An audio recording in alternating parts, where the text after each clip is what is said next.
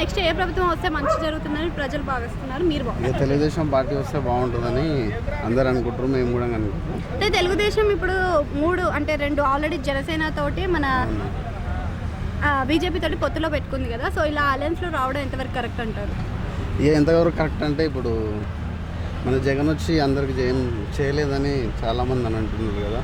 ఇప్పుడు అదే తెలుగుదేశం, బీజేపీ, జనసేన ఈ 3 కలిసి ఇక మంచిగా చేస్తాయని అందరు అనుకుంటారు, నేను కూడా అనుకుంటున్నాను. అంటే టీడీపీ నుంచి జనసేనకి అన్యాయం జరుగుతుంది, జస్ట్ 20 సీట్లు ఇవ్వడం చాలా నేరం అన్యాయం అంటున్నారు. అంటే వాళ్ళు నెక్స్ట్ ఇంతకుముందుకు ఎలక్షన్లో 1 సీట్ కూడా గెలవలేదు కదా.